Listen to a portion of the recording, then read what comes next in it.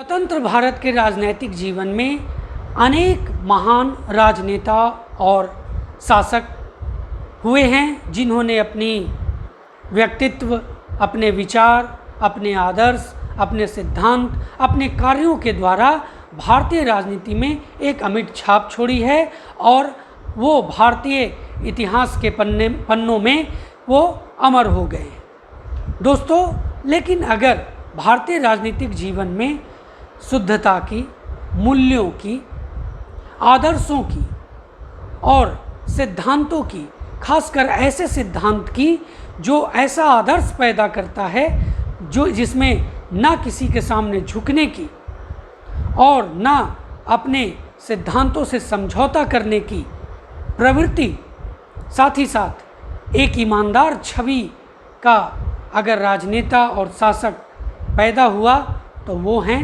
लाल बहादुर शास्त्री। दोस्तों, इस वीडियो के माध्यम से मैं आपके साथ लाल बहादुर शास्त्री के प्रधानमंत्रित्व काल की चर्चा करूंगा। दोस्तों, ऐसे तो उनका प्रधानमंत्रित्व काल बहुत छोटा है, लेकिन उस छोटे से काल में उन्होंने ऐसे महान कार्य किए जिससे आज हर राजनेता और हर शासक के अंदर लाल बहादुर शास्त्री की छवि खोजी जाती है। दोस्तों, ऐसे थे हमारे लाल बहादुर शास्त्री। उनकी चर्चा मैं आज इस वीडियो के माध्यम से करने जा रहा हूँ। लाल बहादुर शास्त्री अपने समर्पित सेवा और उदार निष्ठा के लिए प्रसिद्ध थे। दोस्तों, उनका जन्म 2 अक्टूबर 1904 ईस्वी को यूपी के वाराणसी से 7 मील दूर मुगल सराय, जो एक छोटा सा कस्बा था, वहाँ हुआ था। आज हम इसे दीनदयाल उपाध्याय नगर के नाम से जानते हैं। दोस्तों, जब ये 1.5 साल के थे तो इनकी माँ का स्वर्गवास हो जाता है और इनका लालन पालन इनके ननिहाल में होता है।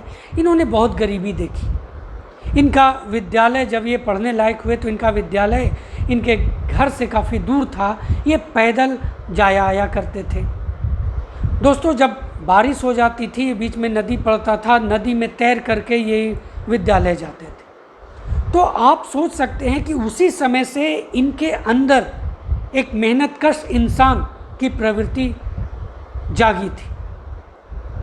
दोस्तों, लाल बहादुर शास्त्री का पूरा नाम लाल बहादुर था, लेकिन विद्यापीठ के द्वारा शास्त्री की उपाधि, स्नातक की डिग्री उन्हें प्रदान की गई थी और इसी से उन्हें लोगों ने शास्त्री भी नाम उनके नाम के बाद में जोड़ दिया। तब उनका नाम लाल बहादुर शास्त्री कहा जाने लगा। जब 1920 में असहयोग आंदोलन गांधी जी के द्वारा किया जा रहा था, तो भारतीयों का जब उन्होंने आह्वान किया तो लाल बहादुर शास्त्री ने अपनी पढ़ाई बीच में ही छोड़ करके और भारत की स्वतंत्रता के लिए अपना योगदान देने के लिए, भारतीय स्वतंत्रता में अपना योगदान देने के लिए गांधी जी के साथ जा खड़े हुए। बहुत विरोध इनके परिवार वालों ने किया कि अपनी पढ़ाई ज़रूर पूरा करो, लेकिन देश की स्वतंत्रता का जुनून इनके सर पर सवार था और इन्होंने उसे सहस्त्र स्वीकार किया और ये असहयोग आंदोलन में सम्मिलित हुए। जब गांधी जी 1930 के दांडी यात्रा पर निकले तो इन्होंने उनका भरपूर सहयोग दिया। उनके कदम से कदम मिला करके चलने में कोई कोर कसर नहीं छोड़ा। दोस्तों, इस बीच अंग्रेज़ों के द्वारा इन्हें 7 साल का कारावास भी दिया गया, लेकिन इस 7 सालों में उनमें एक राजनीतिक परिपक्वता, एक देश के प्रति लड़ने के लिए जो परिपक्वता चाहिए था, वो इनके अंदर उत्पन्न हुआ। आज़ादी से तुरंत पहले जब 1946 में कांग्रेस सरकार का गठन हुआ तो लाल बहादुर शास्त्री को देश के शासन में रचनात्मक भूमिका निभाने के लिए कहा गया। आज़ादी के बाद जब कांग्रेस सत्ता में आई तो इन्हें कहा गया कि भाई आपको क्या करना है, आपको जो है ना यूपी में जा कर के और वहाँ आपको संसदीय सचिव का पद ग्रहण करना है। इन्होंने सहस्त्र स्वीकार कर लिया। बाद में वहाँ के ये गृह मंत्रालय भी संभाले। दोस्तों, 1951 में ये नई दिल्ली आ जाते हैं, यानी केंद्र की राजनीति में वापस आते हैं।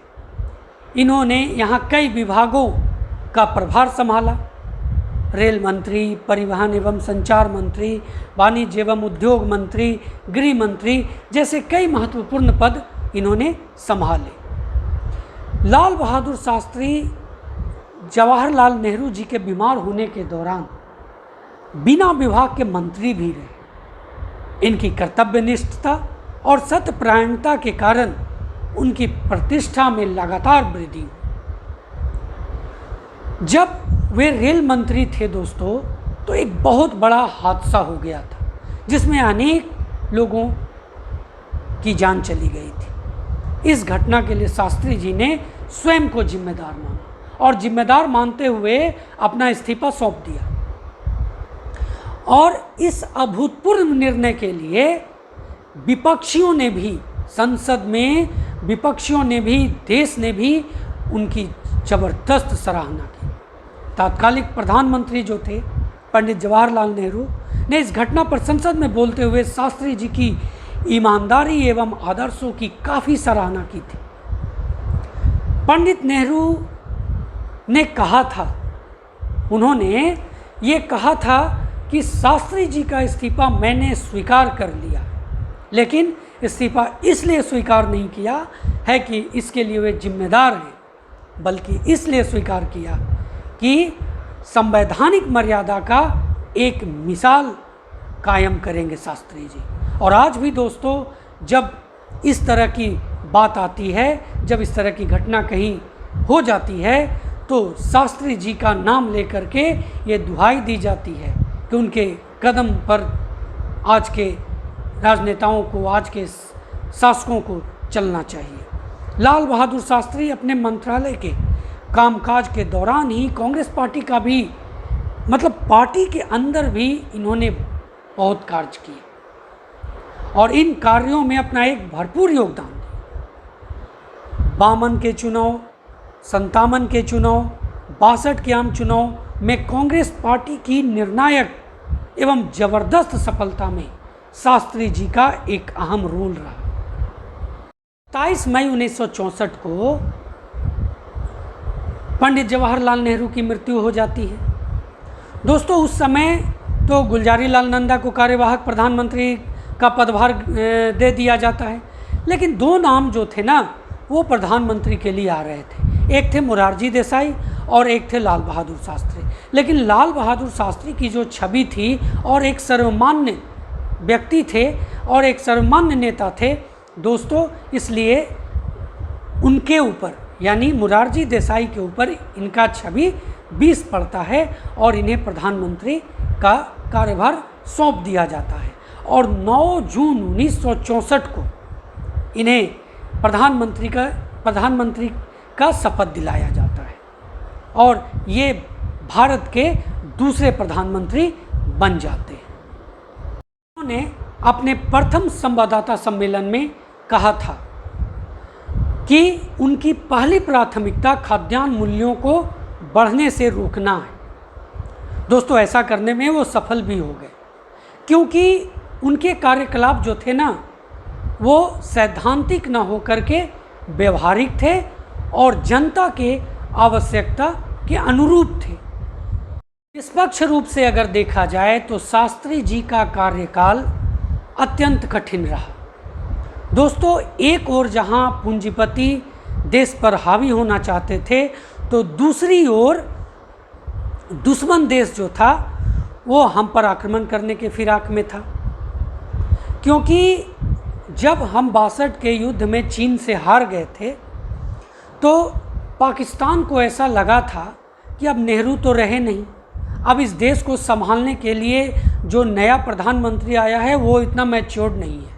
ये छोटे कद का, साधारण सा दिखने वाला, धोती कुर्ता पहनने वाला, ये क्या युद्ध लड़ेगा, और यही सही समय है, हम भारत पर आक्रमण करते हैं और कश्मीर छीन तो ले ही लेंगे, हम दिल्ली तक पहुंच जाएंगे। इस तरह की स्थिति हमारा पड़ोसी देश पाकिस्तान सोच रहा था। उसके राष्ट्रपति अयूब खान के मन में इस तरह के विचार चल रहे थे, क्योंकि वो बाहरी आडंबर से लोगों का आकलन करता था, उसके अंदर उसके दृढ़ शक्ति, उसके विश्वास, उसके आत्मविश्वास, इन सब चीज़ों से उसे लेना देना नहीं था।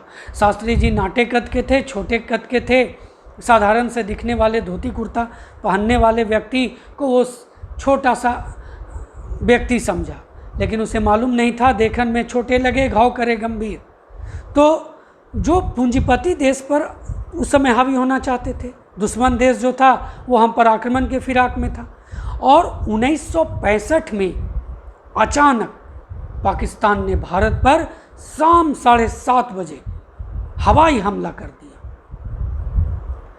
परंपरा अनुसार राष्ट्रपति ने क्या किया कि आपात बैठक बुलाई, जिसमें तीनों रक्षा अंगों के प्रमुख भाग लिए।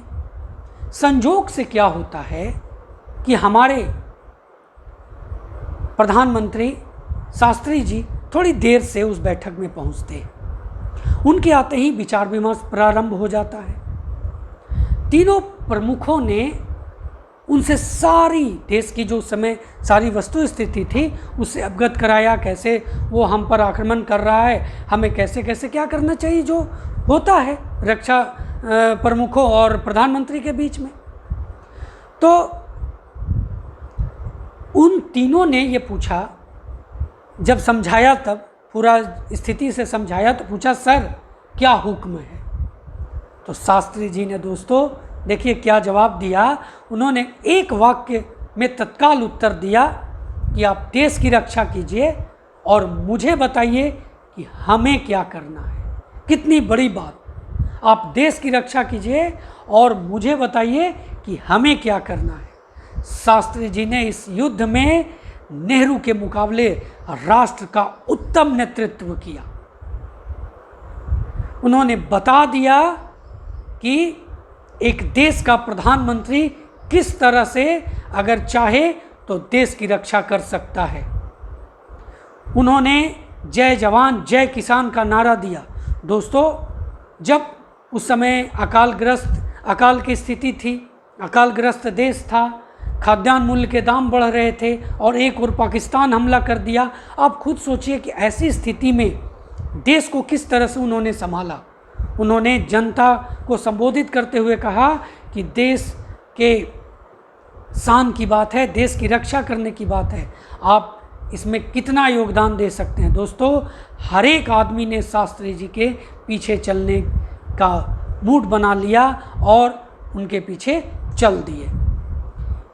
भारत के जनता के मनोबल को बढ़ाने के लिए जब उन्होंने नारा दिया जय जवान जय किसान, दोस्तों ये एक ऐसा नारा हुआ कि पूरा देश एक झंडे के नीचे आ गया। जब वो लाल किला में झंडा फहरा रहे थे दोस्तों, तो उन्होंने कहा था कि इस झंडे के नीचे मैं खड़ा हूँ और आप बैठे हैं। अब वक्त है इस झंडे की आन बचाने का, इस देश की आन बचाने का। हम रहें या न रहें, इस देश को की लाज रखनी है, इस देश को रहना है। इस तरह की बात उन्होंने कही थी। ये पाकिस्तान कभी कल्पना में भी नहीं सोचा था कि इस तरह की स्थिति आ जाएगी। भारत पाक युद्ध के दौरान 6 सितंबर को भारत की जो 15वीं पैदल सेना थी, जो सैन्य इकाई थी, ने द्वितीय विश्व युद्ध के जो उस समय अनुभवी मेजर थे, उनका नाम था जनरल प्रसाद, के नेतृत्व में क्या किया कि सरकार जो थी वो इच्छोगिल नहर के पश्चिम किनारे पर पाकिस्तान के बहुत बड़े हमले का डटकर मुकाबला किया। इच्छोगिल नहर भारत और पाकिस्तान की वास्तविक सीमा थी। इस हमले में खुद मेजर जनरल जो मेजर जनरल प्रसाद थे के काफिले पर भीषण हमला होता है दोस्तों, और उन्हें अपना वाहन छोड़कर पीछे हटना पड़ा। भारतीय थल सेना ने दुगना मेहनत किया और दुगनी शक्ति से आक्रमण किया और बड़की गांव के समीप नहर को पार करने में सफलता अर्जित की। इससे भारतीय सेना लाहौर के हवाई अड्डे पर हमला करके सीमा के भीतर पहुंच गया दोस्तों। मतलब पाकिस्तानी सीमा के अंदर हमारी सेना पहुंच गई, एकदम लाहौर के हवाई अड्डे तक यानी लाहौर तक हमारा कब्जा हो गया। इस अप्रत्याशित आक्रमण से घबरा कर अमेरिका क्या करता है, देखिए अमेरिका को डर हो गया कि अब भारत वहाँ हमला करेगा और उसके नागरिक वहाँ फंसे हुए हैं, तो कहा कि आप युद्ध विराम कर लीजिए और हमें अपने नागरिकों को वहाँ से निकालने दीजिए, ऐसा अपील किया उसने। आखिरकार रूस और अमेरिका के मिली भगत से शास्त्री जी पर जोर डाला गया, अंतर्राष्ट्रीय दबाव डाला गया और उन्हें एक साजिश, सोची समझी साजिश के तहत उन्हें रूस बुलाया गया, जिसे उन्होंने स्वीकार कर लिया।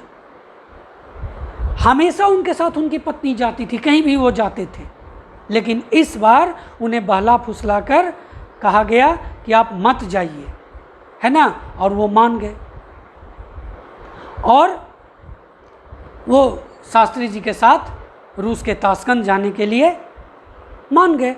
और इस एक भूल का श्रीमती ललिता शास्त्री, उनकी पत्नी का नाम ललिता शास्त्री था, इस एक भूल का उनको जीवन पर्यंत यानी मृत्यु पर्यंत पछतावा रहा। जब समझौता हुई तो शास्त्री जी की एक ही जिद थी, जब समझौते की बात चली तो शास्त्री जी की एक ही जिद थी कि उन्हें सभी शर्त मंजूर है, जो कहो सो मैं उस पर हस्ताक्षर कर दूंगा, लेकिन जो मैंने पाकिस्तान का क्षेत्र जीत लिया है, जो ज़मीन मैंने कब्जा कर ली है, मतलब भारत ने जो कब्जा कर ली है, वो अब मैं नहीं लौटाऊंगा। लेकिन बहुत जद्दोजहद होता है और अंतर्राष्ट्रीय दबाव बनाया जाता है शास्त्री जी पर और ज़बरदस्ती कहा जाता है कि अब शास्त्री जी आप साइन कर दीजिए। शास्त्री जी इतने अंतर्राष्ट्रीय दबाव, इतना प्रेशर के बीच में अधूरे मन से उस पर सिग्नेचर तो करते हैं, लेकिन करते हुए एक बात बोलते हैं दोस्तों, कहते हैं कि ठीक है मैं हस्ताक्षर तो ज़रूर कर रहा हूँ, लेकिन यह ज़मीन कोई दूसरा प्रधानमंत्री ही लौटाएगा, वे नहीं लौटाएंगे।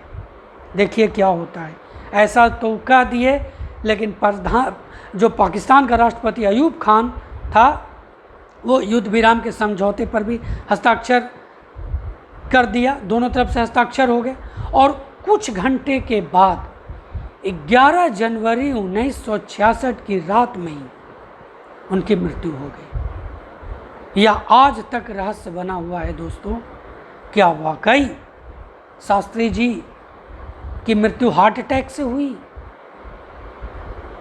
क्या उन्हें किसी अन्य चीज़ों का उपयोग करके मारा गया? यह एक रहस्य बना हुआ है। कई बातें आती हैं कि जहर दे करके मार दिया गया, कई तरह की चीज़ें आती हैं, लेकिन शास्त्री जी की सादगी, देशभक्ति और ईमानदारी के लिए आज भी पूरा देश श्रद्धापूर्वक उनका नमन करता है, उन्हें याद करता है।